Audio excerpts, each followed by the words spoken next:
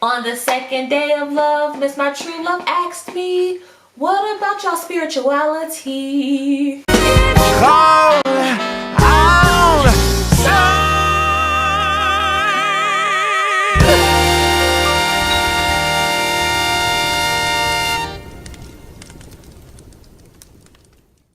I like that. It's cute, right? It's hot. Creative. Love this girl. I'm Jasmine. I'm Eddie. And we are Eddie and Jasmine. And today, on the second day of LoveMas, it's not like a talk show. And today, on the second day of LoveMas, we are going to talk about our spirituality. I should actually, let me get my phone so I can read off the question. Read off the questions on your phone. Girl, you really attractive, Jazz. You sexy. Thank you. You're attractive too. Hips on parentheses. Yeah, whatever that means. Parentheses, you know, parentheses are like this. Oh, hips on parentheses. Nice. Okay, so this question is from, this got the top like so far for this week. This one is from Charlotte Shar. She said, I would like to know how the topic of spirituality came into play in the relationship. And what were your first thoughts, or did you already have the same beliefs? Oh, so should I start this one off? Yeah, start it off. You started off. Okay, so I'm going to give my background, you give your background. Okay. So to answer the question in general, did we have the same beliefs upon meeting each other? No. I grew up Christian, and I feel like I was like a self-proclaimed Christian. I just said Christianity because that's really all I knew. I grew up, I want to say I didn't grow up in the church. I went to church quite often growing up for a while. Then all of a sudden we stopped going for a few years, and it was like a relief to me because it's like I never really understood Christianity like that. And like going to church, I used to always ask myself like, why is everybody always crying? Why is there so much sorrow? Like I didn't feel the oomph in my church. And like the church I went to, my cousin was the pastor. Well, my dad's cousin was the pastor, so it's kind of like we just went there because, you know, it's family. And like my sisters, they were really into the church, and I used to always notice like the members of the church, you just treat them more nicer than me, or like want to talk to them more, because my sisters, when they go to church, they'll be crying, speaking in tongues and all that, and I'll just be, because I had so many questions, and like I knew I couldn't ask them because it'll be looked at as like questioning God or questioning this and questioning that. And I just knew, I guess my natural beliefs, without knowing that there was actually a spirituality for it, was opposite to Christianity. Not saying atheist, because some people feel like either you Christian or you atheist, like there's no in between, no nothing. But like growing up when I was smaller, like 4 or 5 years old, I remember in kindergarten, and like my teacher used to always ask me why I did it. Like if I were to drink a cup of water, I would thank the water. Or like if I sat in a chair, I would tuck in the chair and be like, thank you. Or if it was a good day outside, I'd be like, wow, thank you, such a good day outside. I used to just thank random things because I felt like it was almost a person that was providing it for me. I know that sounds weird. Like if I put on my clothes, I'd be like, oh, this shirt looks so nice, thank you. Like, thank you for looking nice on me. And so like I always had questions like, okay, so what if there's a this? Or what if there's just someone directly over this and nothing else? And what if there's someone like, what if God had helpers running around doing this and that? But I knew I couldn't ask it. Things in the Bible didn't make sense to me because it just sounded real, I don't want to say condescending, just some things in the Bible sounded like, that don't make no sense, or why is this and that, or why. I just thought it was me being slick when it was just me naturally not connecting to the religion. I just felt like in a box, and I'm not like a box type of person. I'm like very like, what if this and what if that, and how about this and how about that. So I just knew my mind wouldn't fit into that box. So when I met Eddie and he finally told me what he practices, it literally was like, that makes perfect sense. And like it just came natural. Like I'll be talking to him like, so what if this and that and that and this, and he'll be like, that's exactly what it is. I'm like, okay, I get it, this feels right. And practicing it, it just felt like it came natural, you know. So you could get some of your background. Did we have the same beliefs? No, we definitely did not have the same belief. So again, when that's the spirit moving that.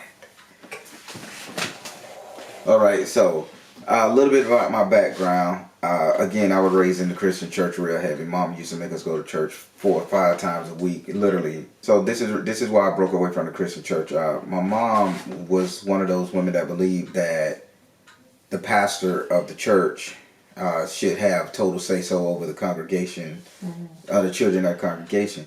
And I think I got a C on the report card from A's and B's, and I got 1 C, and it was in math. And I'm not good at math, I'll be honest with you. And the pastor brought me to the front of the church, made me pull down my pants halfway, and he beat me in front of the whole entire congregation on a Sunday. He did that to like 2 other kids. And I looked at the congregation, I'm like, the parents are letting this happen. And I'm like, you got to be fucking kidding me, right? Oh, wow. Yeah, so then he made us sit on the front pew of the church. Everybody walking around after they dropped their little offering in there, scolding us. You know you can do better in school. You know, you was probably playing around in the hallway.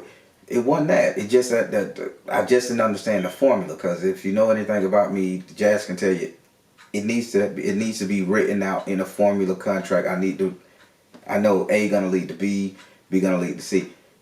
When it comes to math, the teacher wasn't doing that, so I got a C. That means I was trying my ass off. And after that, I kind of like start hating the church, because every time I used to go to that church and go to a different church, it was always somebody at that church or with that church and went to a different church that always, remember when he beat your ass in front of the congregation? Even when I grew up at adult male, oh, remember when Reverend so-and-so whooped you in front? Oh yeah, you were jumping around and hollering. You know, granted, there wasn't cell phones that could video record back then, but still, it just really burnt me. So I stopped going to the church because that's all I remember, pain, suffering. Fast forward a little bit, I'm angry, I'm in pain, and I met this person who introduced me to spirituality, not Christianity, not Buddhism, not Muslims, not all that. So they like New Age philosophy, and they say only thing you got to do is learn to tap into the God within you, the power within you, and be a good person. Don't hurt nobody.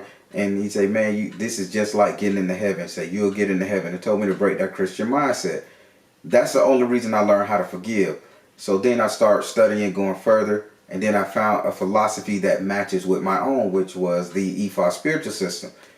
When I met Jazz, I was afraid that she was going to be 100% Christian. She wasn't going to understand that, okay, I meditate 2 times a day.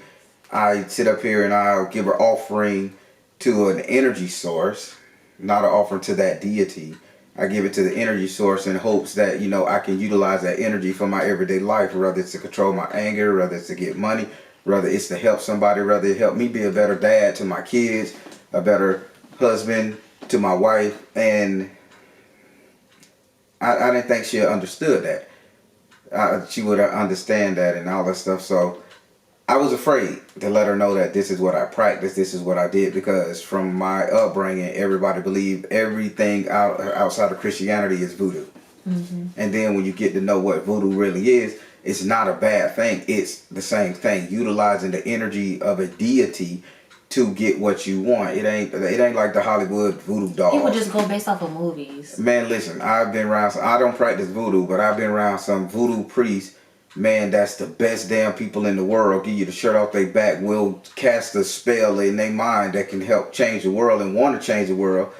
But then, as long as they got that title that they do magic, everything get groups into the voodoo, which is another systematic brainwashing of black people to make you think that all black people are bad. But if you turn down all the sound inside the church and you don't hear the words that are coming out of the preacher's mouth, you don't hear the music and the singing, and you see all these people dancing and catching the Holy Ghost and shouting and everything else, you turn off the sound. Now all these different religions, they doing the same exact buka buka dancing, the preacher doing the same. It's all the same, just sound. Learning and applying. So again, I'm on date with Jazz, and I say, hey, I gotta stop by the Dollar Tree to buy me some white candles. And why you burning these white candles? I say, I gotta burn them for purity. You know, I gotta burn them because I'm meditating on them. And she like, that's odd. She never questioned it. And he used to keep his altars locked up too. Yeah, I used to be like, oh, look at all these books you got, and he'll like try to stray me away from it because at the bottom, it's a whole altar down there. Yeah, and then she finally asked that big question. And I used to always wonder why he leave fruit on dressers and stuff, and like in the middle of nowhere. I'm like, why you just leave fruit here? Like, why is there so much fruit? Yeah, it's like, why is it a fruit? Why is the candle burning right here? Why you got a candle all the way up there? Like, what's up there? What's that cement thing up there? You know, because that's where I gotta let the light shine into my household to dispel all the shadows, so I won't have no negative thoughts, no negative action, no negative process. If somebody walk in your house and they carry a negative loom on them, you know, that candle shining up light, that shadow see it. They gotta go, hey man, this guy is protected. He got a light. This little light of mine, I'm gonna let it shine. That's a song in the Christian fable. And that's where I was, but she accepted it. Because it made sense. So he really, when did you explain it? What were, I think it was in the apartment? I think no, we were at the beach, weren't we? Yeah, we was at the beach, and she was talking about Beyonce video.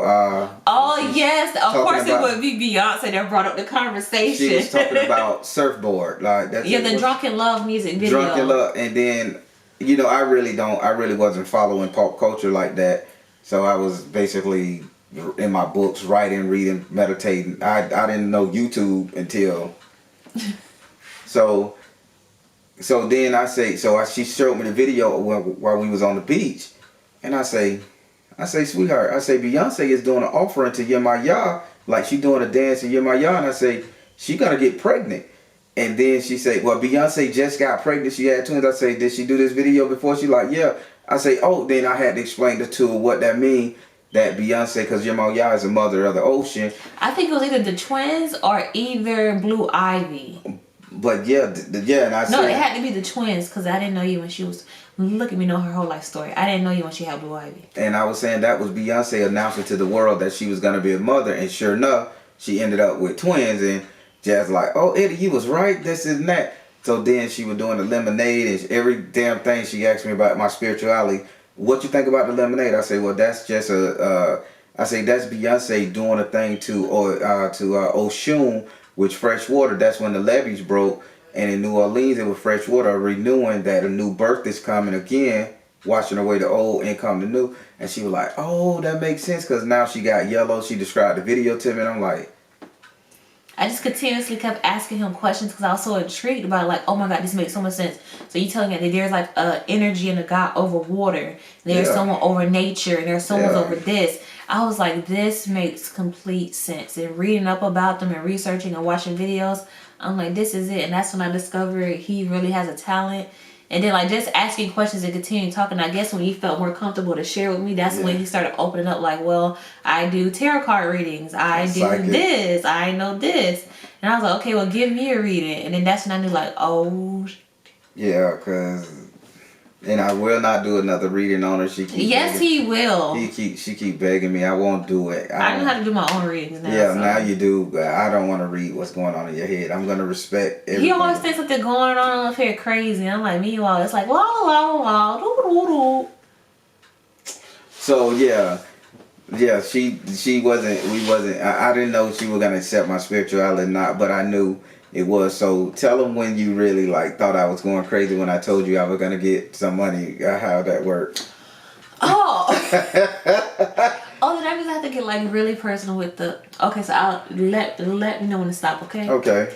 So when I first met Eddie, he was just freshly out of his marriage. And so like she really like took him all up and through the all up and through the. And so he was trying to recoup from that. You know, she was just like a real nasty woman. Baby. Real nasty. Baby, she did me dirty. Let's not. Like, that's so wrong how you do nice people so dirty. Anywho. So she took him all up and through there, all up and through there. So he was in the middle trying to recoup. So he was like tight with money. I was real tight with money. And like this was like what, a couple months into the relationship. So he was like real tight with money. And like he kept getting me, I'll say this part, you forgot about this part. So in the house where they used to live, they were still giving him mail there. So like sometimes when we hang out, he'll stop by there just to get the mail. Like it was real fresh, y'all. And so like he kept getting these random gift cards. And like these, like they'll have like hundreds of dollars on it for certain places or just regular visas. Like he just kept getting these gift cards, And that's how we were going on our dates with the gift cards that he was getting. And so, and I used to tell her, I say, they're gonna provide for me. I say, yeah, it was so weird. Spirituality, I say, my God's gonna provide for me because I'm a good person and I shouldn't have got done like that. And they're not gonna let me suffer. I say, as I meditate and I put myself in alignment with what I want, getting my business, being free again, building up, because I do good with this business right here that I started. But the other business, I'm making $15,000 a month for a year. You know, that's big time change. Yeah, I don't care who he is. And I lost all that being real arrogant, choosing the wrong wife. You know, that's why I'm gonna take this marriage very You serious. pointed at me, point out to. No, I ain't pointing at you. I done like this, girl.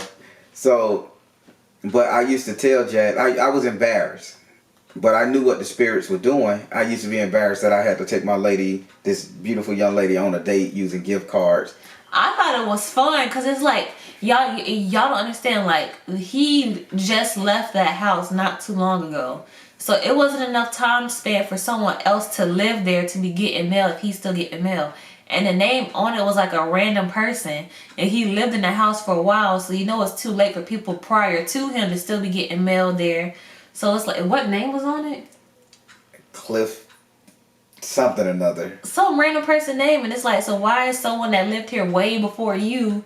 So anywho, he kept getting these gift cards, gift cards, and that's what was like helping us go on our dates and stuff. Oh, we never shared that before. It was like money, and it wasn't like, of course he called it in to make sure like, hey, get these gift cards, this and that, and they were like legit gift cards, like not no scam, none of that stuff. So he kept getting these gift cards, and that was helping him with money, with food, and all that stuff. So it was like, what, a third month into the relationship? Y'all, this is really, really quick. And so he kept getting, no matter how tight he was, he always made money to get candles, stuff. And I asked him, I was like, if you're really tight, like, why you keep, and it wasn't like no cheap stuff. He'll get like extravagant stuff, statues, any little thing to put up there. And he was like, no, they're going to take care of me. They're going to take care of me. Out of the blue. Out of the blue. With his other business, someone called from, I ain't gonna give too much detail, but someone called and offered him a really big contract for just 3 weeks. It was a lot of money for just 3 weeks. And since then, he never been tight or in a penny since. That was like the start. Once that happened, everything else kept falling into place. And something seemed like it was slipping. A day or two later, something else picking right back up. Ever since then, that's when I was like, what in the world? Because it was still really early into our relationship. So like, of course I seen that he was really tight, but it's like it never affected me per se, because he still made sure I had a good time. And it wasn't like we was going out on a gift card every other day. Like, we just wanted something quick. He'd be like, oh, I got a gift card to this place. And I'm like, yes, let's use that gift card. Y'all know I'm like budget friendly already. So I'm like, yes, let's save a coin. And so it was like the third month. Early that third, because what was it? Before my birthday month? January, February. We saw some January. No, I'm counting. No, that's how I count. You got to start from the first of the year. Yeah, so February, all that happened. March, April, May. In May, like right the month before my birthday, so you know your girl had a good birthday. I tell them I was sleeping in my car, y'all. After that divorce, after that divorce. Oh, we're getting so personal. Yeah, it is what it is, because this is spirituality, and this is why my personal business, in which I'm and Jazz is learning a lot, and she learning how to work with these energies. It's not all spookism. It's really just understanding your emotional attachment to the energies that you need to put into place for you to grow and go and to do what you need to do. And that's how her business is becoming successful. I told her, you sitting up here, you know, you I just wish somebody give me a contract. Wishing don't do a goddamn thing. If you're gonna wish it, you gotta put into action with it. You know, faith without works is dead. I always go back to the Bible, because the Bible is what we know, and you have to read that book a certain way. But that's a whole nother thing on my channel. In certain books. Yes. But I used to, well, I was, baby, because you know. You say you was sleeping in your car. Oh yes, I was sleeping in my car, and I didn't want her to know. So I was staying at my cousin's house one night. I was staying at my sister's house one night, but I always kept up the yak.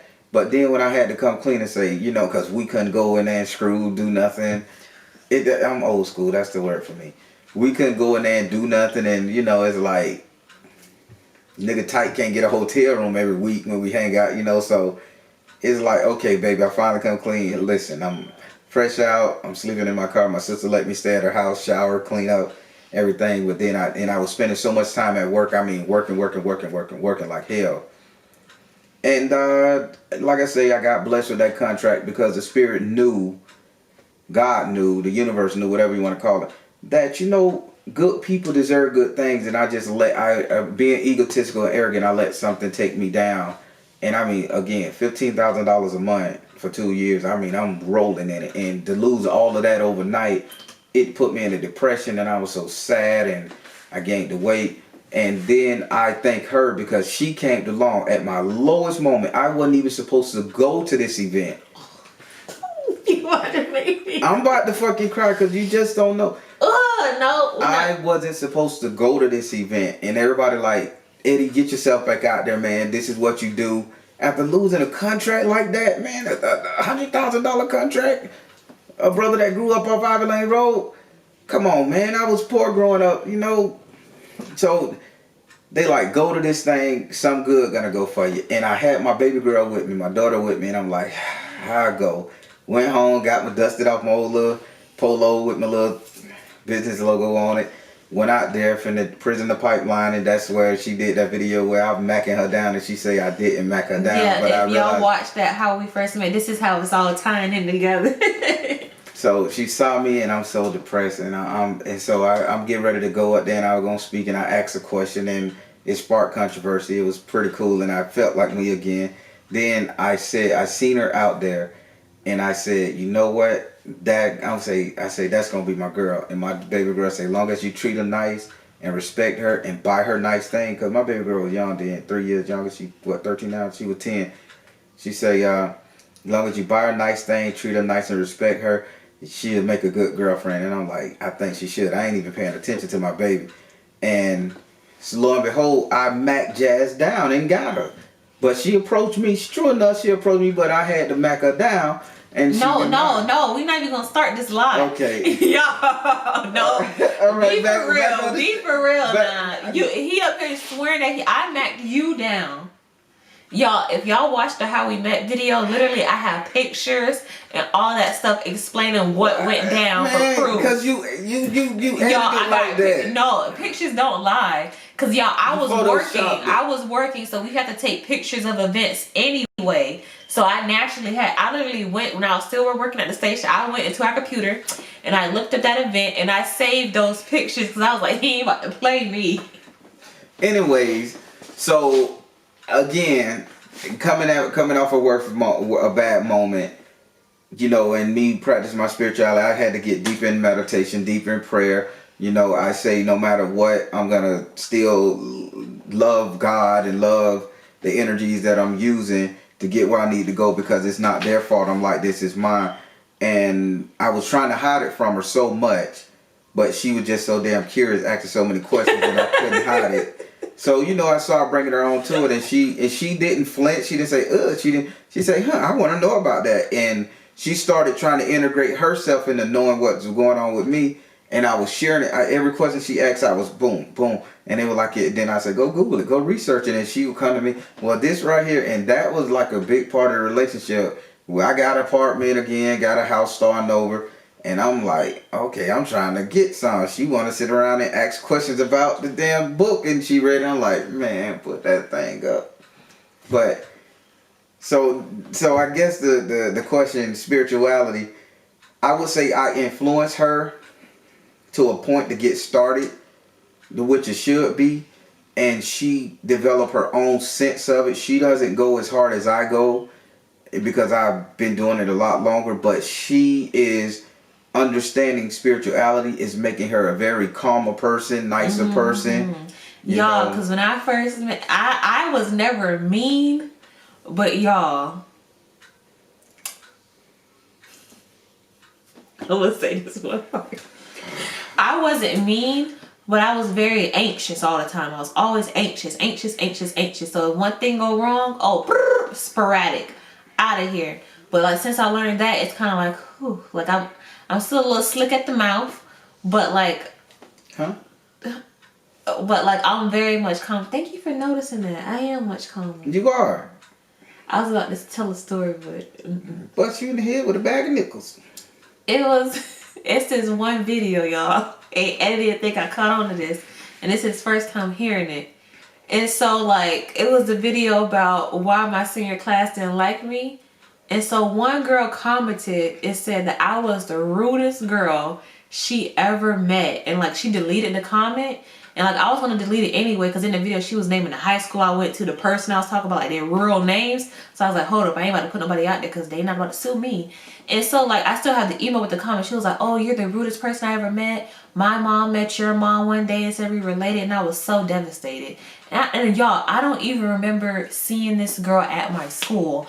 Like I remember seeing her, because I know she was in choir, and the young lady I was talking about in the video was in choir. So like if I was rude to her, I was probably in defense mode. Like y'all, when you getting bullied every single day, you go to school in defense mode, because you never know when someone's gonna try to pull your head down the stairs, sock you in the face. I had to be ready to fight every day in defense mode. What school you went to? You know they took me up and through there. I know the history. Like I literally went to school. Pulling somebody down the stairs by their hair? Nobody liked me. I went to school prepped to fight every day. Jesus. Not walk around like this, but like, Jazz, you know, if you gotta fight today, you good? Like, you alright? You good? Like, I had to put myself like, alright, the bell just rung, you about to walk out in the hallway. You don't know what's about to happen. Yeah, my biggest issue is that I just wanted to go to lunch. No, like, I literally had to prep, because you never knew what this team was going to do. So she did approach me. I was probably like already in defense mode, like, ooh, alert, she's in choir, she might not like you. And so when outsiders spoke to me, I'm getting to the point. And when outsiders spoke to me, like I was in defense mode all the time. Not rude, not nasty, because I'm a naturally like cheesy like person. And I had the position of Miss Johnson High School, so I had to be nice to people. So imagine walking down the halls, hoping people don't fight you and still having to be nice to people. Like that was hard. So I was telling Eddie this story, and he asked me, he was like, "You sure you wasn't rude to her back then?" Psychic ability. I'm like, I seen everything that was going on. I'm like, ooh. And I looked at him like, this man really think I was that mean? Spirit show. And like that showed me like he really thought I was mean. I wasn't mean. I was just always in defense mode. Like y'all literally had to walk around like prep to get talked about. Like prep for someone to call me ugly across the hallway, fat, dark, monkey. Like I had to prep myself for that every single day. Sorry. I was getting called monkey at an all-black school. What sense does that make? Sorry, darling. I'm good now. Y'all see me popping or whatever. Where your man at? That girl don't even watch this channel. She do. That made me realize that the girl watched the channel. Cause it's like, if I was the rudest person you ever met, why are you watching me? You're entertaining as hell. Like, if I'm so rude, why are you watching me? Why are you tuned in? Why are you subscribed? Because she subscribes. You got one subscriber less. Right, she out this week. But anywho, that showed me that he really thought I was mean back then. So since then, I do find myself much nicer. I'm not mean, I'm just slick. At the mouth. Yeah, God boy. Even my mama said I need to start being nice. It's just really a thing, y'all. Me and her mama best friends. My mama always telling me to be nice to him like I'm not nice to him. She just want me to baby him. Because my mama baby him. Because my mama baby him. Like he a little kid. He be like, Mama, guess what Jazz did? Jazz didn't do nothing. He just wants some attention. And she get to talking and oh boy. I be like, Mama, ain't nobody do that. My mama be like, Jazz, you know you can't be. I'm like. Her parents doesn't know anything about my spirituality. That's the plot twist. Yeah. Until next time. Yeah. We're going to end it on that, y'all. My parents found out that I do voodoo. He's a boy witch. He's a boy witch. Because, you know, that's the first thing we'll call it. Voodoo, black magic, worship the devil. But, yeah, I showed Jazz a little bit of something. I kind of opened her eyes like that man opened my eyes. And I didn't tell her what to think, how to think, or what this is for. It came naturally to me because even when you talk to us, you find that we still have like different beliefs within the same belief. Yeah. Like different practices. Like I'm very into crystals, and he knew about crystals, but it wasn't like as intense as I found the love for it, you know? So it's still like, you know. It's all it how they say it's in the same vein. And when you get into your spirituality, no matter if you're white and you go with the Celtics and the Celtics, the Nordics and the Druids, if you're Asian and you're going with the Qings and the Chins and the Shintos and all that stuff there, even no matter which one you go to, it's all about natural elements, the energies, emotions. And I don't use a zodiac sign. I refuse to use a zodiac sign. And this is just something I want you guys to just take take away from that, since this is a spiritual question, I want to give you guys a little spiritual metaphor on something. So, in my beliefs, if we use our zodiac sign and I say, oh, I do this, I'm arrogant, I'm egotistical, because I'm a Leo, and I'm selfish, I'm jealous, I'm this because I'm a Leo. I think that take away our personal responsibility on how we supposed to act, and it's an excuse. She's a Gemini. Okay, do that mean she's sneaky? No. Do that mean she got two brains? Yes. Do that mean she'll give you a headache when you talk to her? Yes. Do that mean that she'll punch you and then kiss you? Yes. He's a Leo. Does that mean he's conceited and he turned every topic on him? And if he gets a haircut without you acknowledging, does catch a little attitude? Yes. You caught that, baby? This a new shirt. You ain't notice it? Yeah. I got my hair cut today. You ain't even say nothing. I did get my hair cut today. I complimented you. I didn't hear you. I said, I know you went to the good barber. You did say that. Yeah. I was going to bring that up tonight. I got my hair cut. You didn't notice it? I said like, You didn't notice it? I did it just for you. I went to the barber you like. I made a crystal. Yeah, two people. I'm just saying, I made a crystal. Play that game. But listen, y'all. I'm just saying. The first thing when you get into the esoteric, when you get into my form of spirituality, what New Age philosophy, everybody want to run to the zodiac. And that's just making excuses, taking the personal growth out of it. Because you could be a Pisces, you could be a Cancer and not be emotional. Yeah. Does that mean you're not like a true Cancer? No, people be like, oh, I do this because I'm a Gemini. Or when people try to have conversations like, so what's your zodiac sign? Why? Why? So they can learn your playbook and know how to beat you up and know how to manipulate you. Unless like, I'm rude because I'm a Scorpio. Aquarius, then you got. My parents are Aquarius, so I like your mama. Tread carefully. I like your mama. All right, cool. And your daddy, they both Aquarius. Yeah. Wow, why have I been running into some crappy Aquarius? Because you ain't meet us, dog. Like, you know what I'm saying? See, that was just a joke because how people play with zodiac signs, and that's what. Like, oh, I hate every Taurus. No, you don't, sis. You haven't met everyone. Hate that person's personal fucking belief system. I can't date a Capricorn because this and that. I don't even know the zodiac signs of people I call myself dating. That's how much out of it I was. It wasn't. Whatever. And that holds us back. And I think that holds us back. But Jazz took a liking to this thing because it was the truth. And what I practice goes along with every last single religion. It doesn't change your religion. You can be a Christian. I think religion is bad. You can be a Buddhist. You can be a Islamic person. You can. I don't know if that's the right word nowadays politically. I don't know if it's Islam or Islamic or I don't know what to call it. But you can be Muslim. I don't know. You could be of that religious fact. And the stuff that I practice goes along with it. It's all about being a better person. As long as you're a good person, it shouldn't matter if you pray, if you meditate, if you float in the air.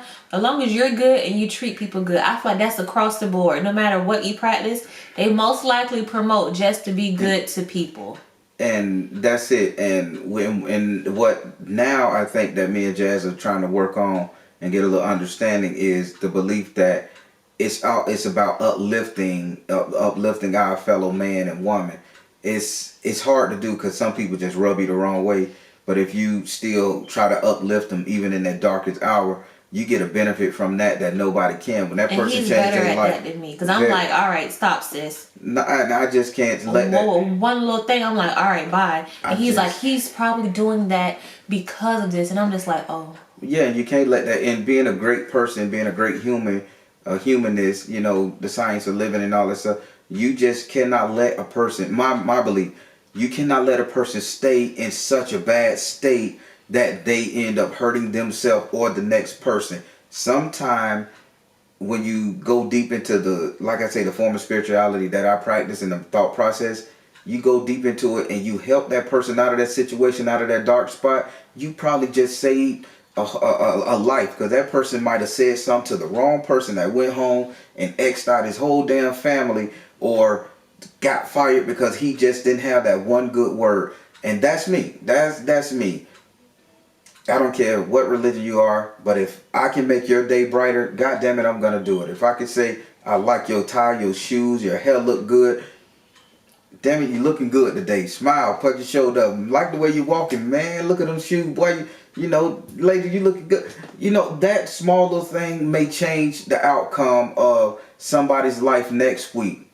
And for example, it was this one person who decided to get slick underneath the videos that you and I made talking about his spirituality. The next thing you know, she booked a reading. So when I saw the name, I was like, oh no, cancel that because she wanted to be slick. So so he was like, no, you never know. And come to find out, she was going through a lot. Yeah. And like, I was like, wow, my mean so. Yeah, but you just never know what people are going through. Yeah, it's all about being willing to serve, being willing to assist, and being willing to nurture. And that makes a lot. You be authentic with your spirituality, it happens. No matter what form of religion, just be natural, be authentic with your spirituality. And man, I'm telling you, everything work out. And I told Jazz about that, and she's picking it up. She's understanding. Her sales is doing good. True entrepreneur here. Oh, and my first time manifesting. Oh, so like yeah. I was getting into like the whole spiritual thing, and so then like we moved on to like manifestation. So I just did one little simple practice about money, and like y'all know I have my separate channel Black Witch Yaya where I'll get into all that. Y'all know I have my manifestation journals, link in bio if you would like to purchase. And so I just did one simple practice about money. I said money comes to me freely and abundantly and consistently. So I just kept saying that. And then like the next week when I started, my school gave me more refund money. And I was like, where the heck did this come from? And like me being guilty, I called the school. I was like, hey, I just got this and that. And they were like, oh yeah, they didn't give you enough the first time, so we're trying to balance the books out. And I was like, and y'all, it was like the middle of the semester, way past the whole refund part. And I was like, oh my gosh, Eddie, I manifested this because it just came out of nowhere. It came freely, abundantly, consistently. Like, yeah, call it what you spookism, voodoo, whatever. Yeah, we good though. Yeah, I ain't hurting. Yeah, so whatever we doing. Whatever the world doing, people like whatever the universe is doing. Yeah, they trusted you in universe. Because at the end of the day, you're your God. That's my slogan. That I came up with. He loved like trying to take my. Who came up with that? Me, Jazz. Alright, you guys. Thank you so much for tuning into this video. She'll never give me none, y'all. And always remember to trust the you and universe, because at the end of the day, you all you got. That ain't what we say, dog. Remember to finance and romance. Bye, y'all.